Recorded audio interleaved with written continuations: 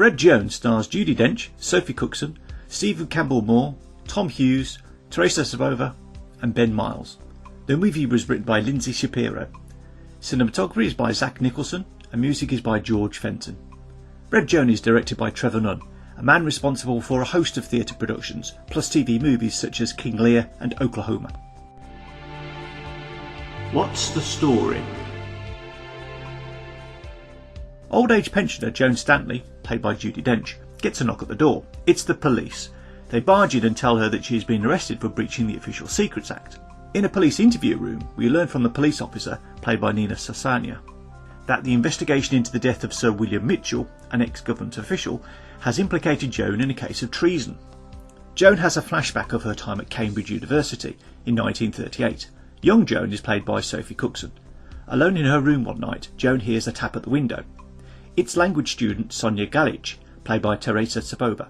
She's been out on the razzle and she wants to sneak back into the building without being seen. The girls have never met, so they introduce themselves. We learn that Joan is studying physics. Sonia borrows a dressing gown and thanks Joan. On her way out of the room, Sonia spies Joan's mink coat and compliments it. Joan and Sonia soon become friends. We learn more about both girls. Sonia is a Jewish orphan from Russia and she is studying at Cambridge with her cousin Leo. At a film night on campus, Sonia introduces Joan to William Mitchell, played by Freddie Gabinara, and her cousin Leo Galich, played by Tom Hughes. Leo is a bit of a charmer and he is obviously attracted to Joan. As this is a socialist film club, the attendees sing socialist songs before the movie starts. Joan is a bit bemused by this. A few days later, Leo speaks at a demonstration. He speaks of his persecution at the hands of the Nazis when living in Germany. The speech goes down well with the crowd. Later on, Leo and Joan sit by the river. Joan explains that a childhood experience of experimenting with tadpoles compelled her to understand nature, and when the neutron was discovered in 1932, Joan set her sights on learning about physics. Leo leads Joan up to a building rooftop. As they look out over Cambridge, Leo asks Joan what she would save if the whole world were going to be destroyed. While Joan names famous landmarks, Leo is more interested in saving the idea of communism. He names Joan "my little comrade." This becomes Leo's pet name for Joan throughout the movie. During one of the socialist meetings, Leo reads out confessions obtained by some of the plotters against Stalin over in Russia. Joan is the only voice in the crowd that suggests that these so-called confessions sound forced. It's clear that Joan and the rest of the group do not share the same views. In a quiet moment, Sonia asks Joan if she is sleeping with Leo. Joan claims to be waiting for love. However, Sonia tells Joan, if you wait for him to say he loves you, you'll die a virgin. Sonia has said this because Leo is about to go back to Russia for 3 months for a lecture tour. Sonia's advice does the trick because Joan falls into Leo's arms. Back in the present, Joan has been sent home with an electronic tag. Her son Nick, played by Ben Miles, arrives. Nick is a lawyer and he has learned on the grapevine that Sir William Mitchell has been implicated in a Cambridge spy ring and Joan might be involved.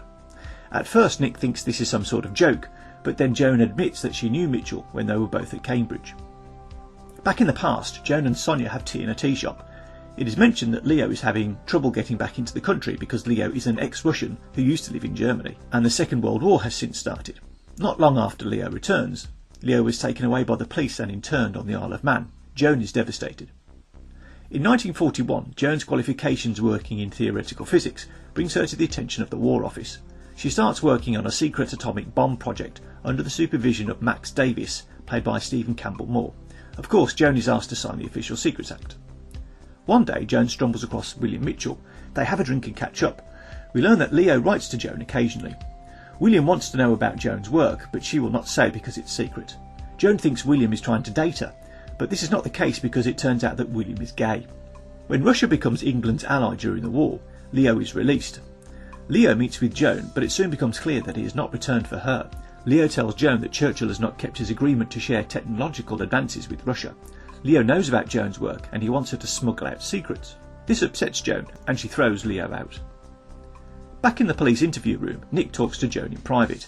Nick is surprised to learn that his mother was not just a librarian. He also discovers that Joan did not meet Nick's father on the boat to Australia, as she has always said. She knew him before.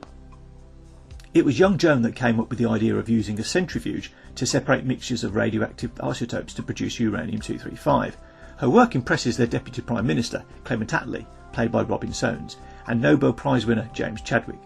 This is somewhat ironic because they thought she was just the tea girl when they first met her. This is an example of the sexist attitudes of the era. The Deputy Prime Minister authorises Joan and Max to go to Canada to work with the Canadians to help develop the next stage of the project. Joan meets up with Sonia again. Sonia has now come back from Switzerland and she is married to an Englishman called Jamie. Joan explains that she is off to Canada to do research. This is a coincidence because Leo is currently in Canada at Montreal University.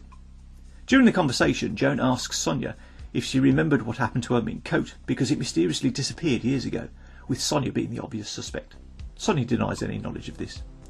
On the sea journey to Canada, Joan gets close to Max. Max admits that he does not get on with his wife. By the end of the journey, Max and Joan are sleeping together. In Canada, Joan and Max are shown around the project facility by Peter Keel, played by Stephen Boxer. We learn that the Americans have stopped sharing their research ever since they started their own Manhattan project. The Americans are also paranoid that the Russians will get hold of their research. In response to this, Max casually comments that the Russians deserve to be kept informed because it was their intervention in the war that stopped Germany focusing on England. This comment does not go down well. The era's sexist attitudes surface once again when Keel mistakes Joan for a secretary and he attempts to take Joan away to show her a new invention called a tumble dryer. Luckily, Max speaks up for Joan by explaining how important she is. In a quiet moment, Max declares that he loves Joan. However, Max knows that his wife will not divorce him, and so he wants Joan to find someone else. One day, Joan and Max are asked to go on a tour of Montreal University. Joan doesn't want to go because she might run into Leo, but she has no choice. Predictably, Leo tracks Joan down and meets with her in secret. Leo tells Joan that the bomb must be shared with the Russians. Joan is offended by the suggestion. Leo leaves, but he tells Joan to get in contact with Sonia if she changes her mind. Back in England, everyone celebrates the success of America's first atomic bomb test in New Mexico because this validates their own research. Everyone predicts that the Americans will use the bomb on the Japanese. Joan acts shocked. She predicts that hundreds of thousands of people may die. Joan suggests they should bring Russia in on their research because England and Russia are allies. Max correctly points out that this is unlikely to happen. The Russians may be allies now, but what about the future? They can't let Stalin get his hands on a bomb. It is clear that Joan is not happy about this. TV newsreels show footage of the first atomic bomb dropped on Hiroshima. Shortly after this, a second bomb is dropped on the city of Nagasaki. These events spur Joan into action. Joan meets up with Sonia, who now has a baby. They discuss the process of how Joan will smuggle out her research. A montage shows us how Joan copies secret files with a spy camera and gets them to Sonia. Soon after, Max tells his colleagues that the Canadian scientist they met, Peter Keel, has been caught smuggling secrets to the Russians. Leo was his suspected contact. Just then, the police arrive for an inspection, so Joan must act to hide the spy camera she has been using. When Joan arrives home, Leo is waiting for her. Joan warns Leo that the police know about him, but Leo shrugs off Joan's concerns. Leo gives Joan his phone number and a key to his London flat in case of emergencies. Leo asks to stay the night but is relegated to the sofa for a change. The next morning, Leo gives Joan a charming little present. It is a locket containing a poisoned needle. In other words, she has orders to kill herself if she is captured. All the Russian agents have one apparently. The police now show old Joan a copy of a top secret report that found its way to Russia. The report was said to have been supplied by Agent Lotto. Nick now realises what his mother has done and he is disgusted. Joan wants Nick to represent her in court, but Nick doesn't want to. Back in the past, Leo asks Joan to come away with him to Russia, but Joan is not keen on Russia's oppressive regime. Leo is confused and asks why she is passing secrets to Russia if she doesn't like the regime. Joan declares that she is doing it to create a just world where every nation is equal. Sometime later, Joan calls Leo, but he does not answer his phone. Joan goes to Leo's flat and lets herself in. She finds Leo's body. It looks as though he has been killed, and it has been made to look like a suicide. Joan meets up with William. He is getting married to his secretary as a cover to disguise the fact that he is gay. Now it is William's turn to ask Joan to continue to pass secrets to the Russians. Joan isn't sure that she wants to anymore. Because William works for the Foreign Office, he has the connections to get Joan a new identity. This is something to consider. Joan visits Sonia's house in the country, but Sonia is not there.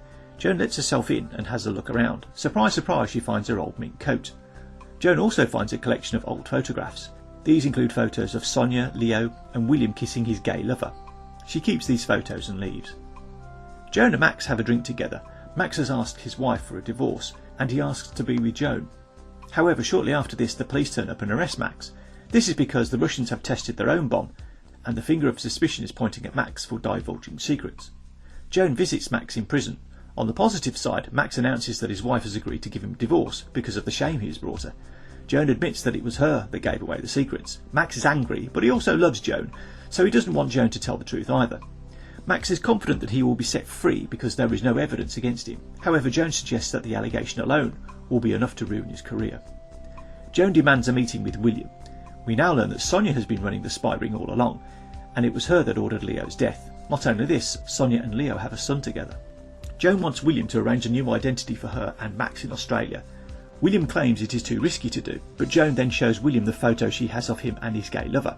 This blackmail does the trick because Max is ushered out of prison and he and Joan start a new life in Australia. When we return to see old Joan, the press is camped out outside her house. Joan goes outside and speaks to the press. She admits that she helped the Russians build a bomb, but she does not admit being a traitor. She says that she wanted everyone to share the same knowledge. Only that way could the horror of another world war be averted. She also proposes that if we look back at history, we will see that she was right. When onlookers start to heckle her, Nick steps in and tells everyone that his mother has managed to achieve something that no other world leader ever has: peace.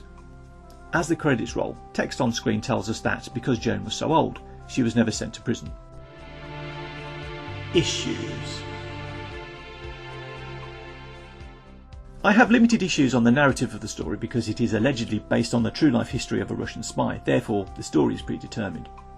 When Joan is asked to go to Montreal University, she could easily have said no. This is one of those times when the era's sexist attitudes would have worked in her favour. Nobody knew who she was, and so she would not have been missed if she failed to turn up at the university. Why is Joan suddenly shocked after the first atomic bomb test? Joan always knew that she was helping to develop a bomb that could kill hundreds of thousands of people. England would probably have dropped one on Germany if it had developed one earlier. Joan's reaction comes from nowhere. I understand Joan's disgust at what the bombs did to Japan, but not her shock at the fact the bombs were used. The scene where the police arrive to search Joan's office is a bit strange. What are the police looking for, and how will they know when they find it? These simple beat cops will not understand the complicated scientific papers they are looking at, and who cleared them to look at classified documents in the first place? Review. Red Joan is an exciting war drama that examines the complex political situations of the day. There is wonderful direction by TREVOR Nunn, and the story glides smoothly between the timelines. JUDI Dench is the headliner, but it is Sophie COOKSON that carries the movie. She does a wonderful job. In fact, all the cast turn in good performances. The cinematography looks good and the music sounds good too. Red Joan is one of those movies that poses an interesting question that you will be asking yourself when you leave the theatre. Yes, Joan was a traitor to her country, but did her actions prevent a Third World War? As the movie War Games has taught us, when you have nuclear weapons, the only winning move is not to play. My rating, 86%. Hi, this is Mike Kendall, and thanks for watching my video. I'd like to know what you thought of this movie. Was it a hit? Was it a flop? Let me know your thoughts and rating in the comments section. You can also tell me what other movies you'd like to see reviews for. Please like and subscribe, and remember to hit that notification bell for all my new videos. Sharing these videos on Facebook and Twitter would help me out a lot. I'd sure appreciate it. Don't forget to check out the other videos on my channel. We're adding more all the time. I'm off to see a movie. You have a great day, and I'll see you in the next video.